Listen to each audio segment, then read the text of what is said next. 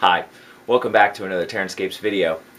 This video is a follow-up to the work in progress that I had done for a modular Plateau end cap set. And what I've done is I've got it finished today, and I'd like to show it to you in detail, show you some of the things I think worked really well for it, and a couple caveats that I came across as I was working on it that were that might be a little tricky to actually fix in any case. But first, just as a recap, in case you haven't seen the work in progress video that was put up a couple weeks ago, these are designed to be 6 inches high. Let me take a piece here.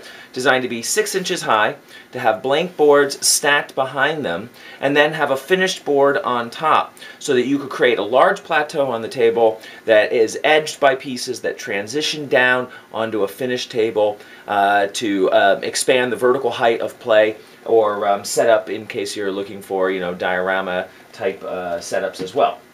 The set comprises of two 20-inch sections, one 10-inch section, and two end caps.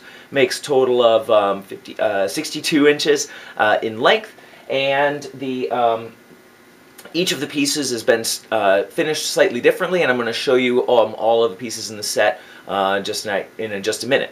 But I thought first what I'd like to try to do is show you all the pieces set up. It's going to be at a distance because of the overall size of the piece, but see, and hopefully the lighting will be okay and the colors will look good, but I wanted to give you that quick look, and then we're going to go to the close-ups of them. So here's a complete shot of all the pieces assembled. I can just barely fit it in the frame. But it starts on the end here with the end cap. Here you can see the cave with the insert inside to represent the floor. Then you can see a large piece here in the middle that doesn't have any other features than just itself. Then you see this piece here, which has the road that travels up the transverse of the 20-inch piece, and then you have the end cap here. So this gives you a little sense of the overall look of all the pieces once they're stacked together. And one of my initial concerns was the undulations of the piece as it wound around the sides, but I think it gives a very believable change in the base footprint of the piece as it goes around. And overall, I think that came out actually much better than I had hoped. I was very pleased with that.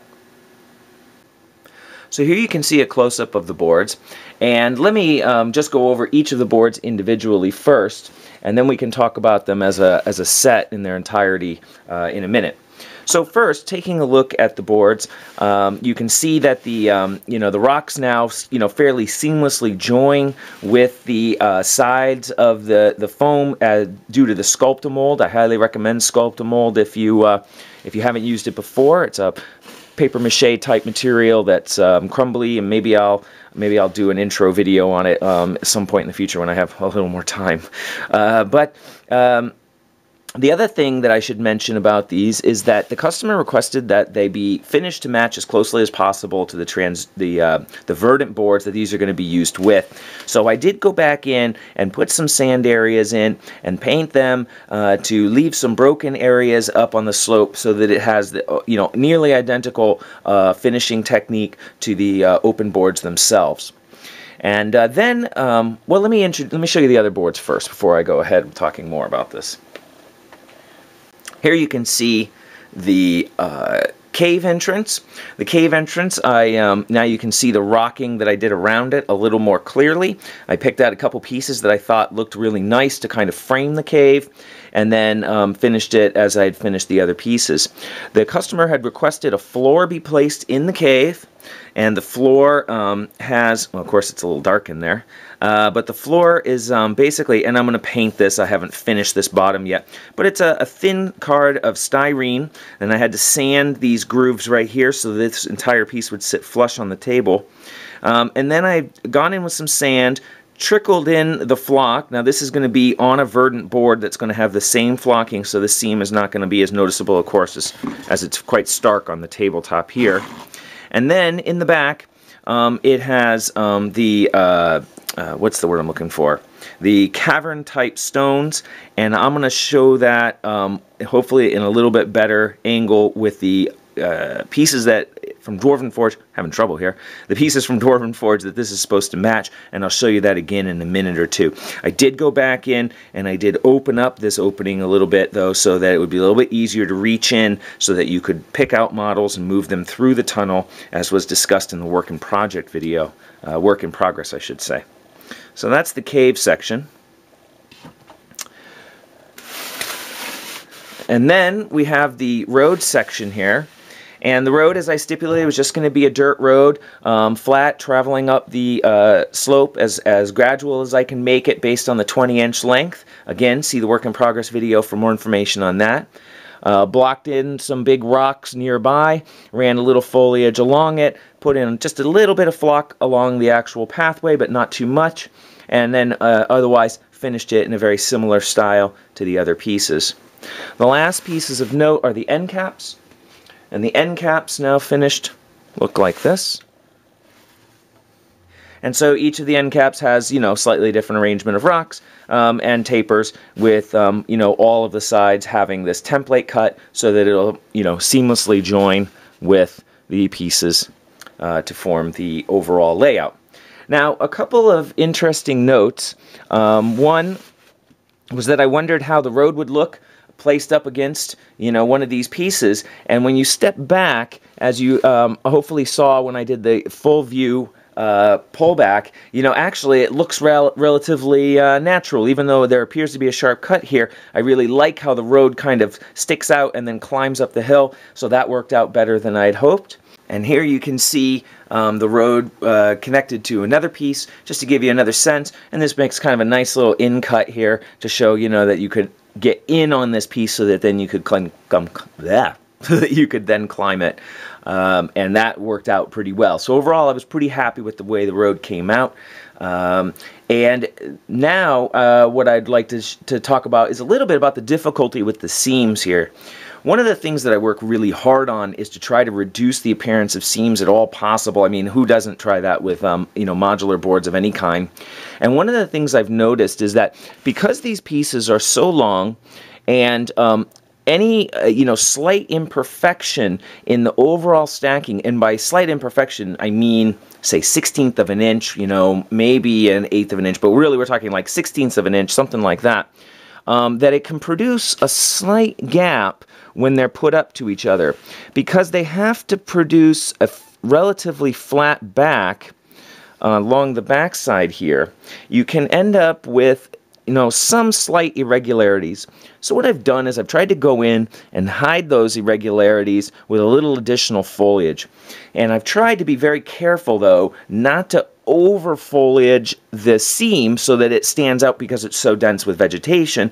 So there's some kind of like middle ground that I'm trying to play with there, as even in some areas like at the tops, you know, if these corners weren't rounded exactly right the same, then, you know, there might be a little mismatch there. So a couple spots I've dabbed it with foliage.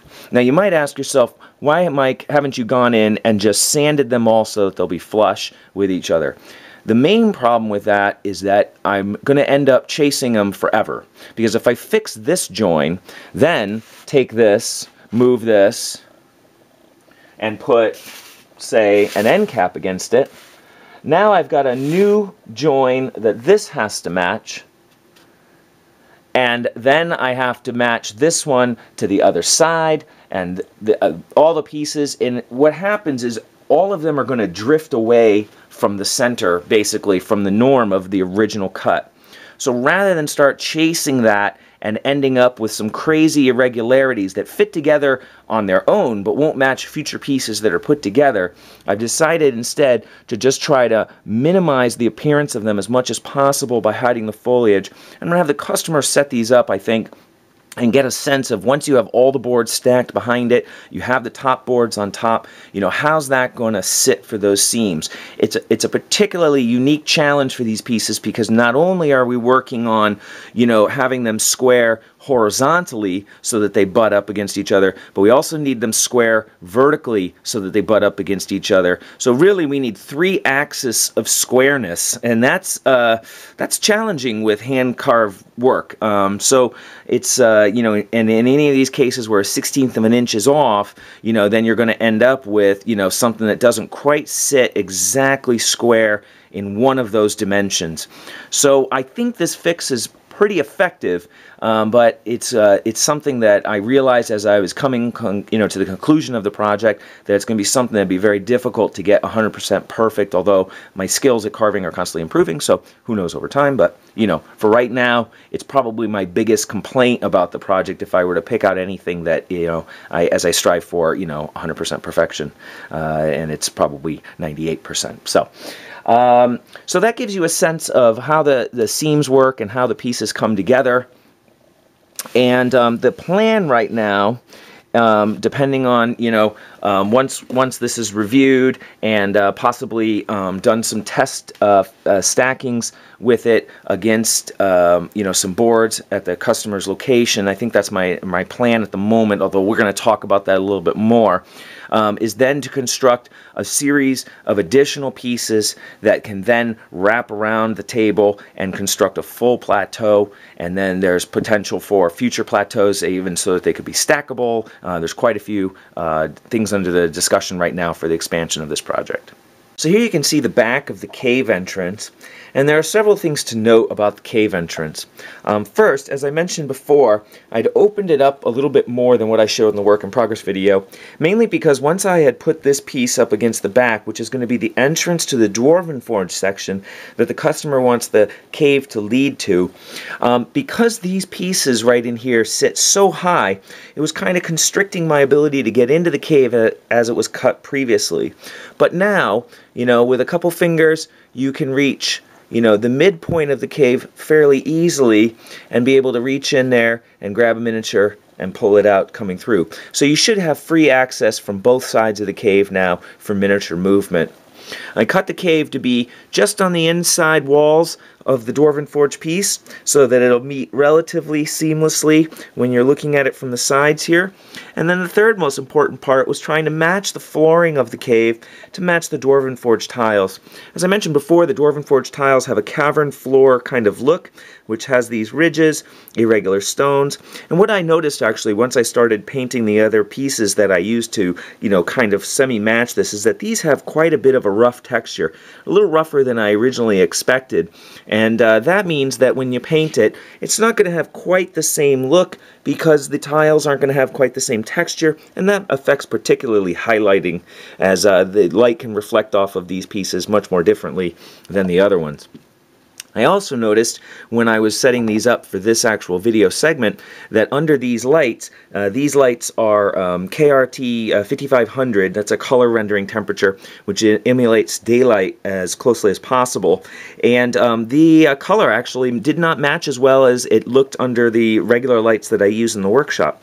So I went back in and I just put in a couple washes over this using Griffin Sepia wash from Citadel Paints, and that really brought out a little bit of the yellows and the browns and the green that I had used, and that really helped it to match even more closely to this. So under normal lighting, this should look like a fantastic match color-wise, unless you're outdoor daylight, in which case that's very slightly off, but looking from here, it's an excellent match now.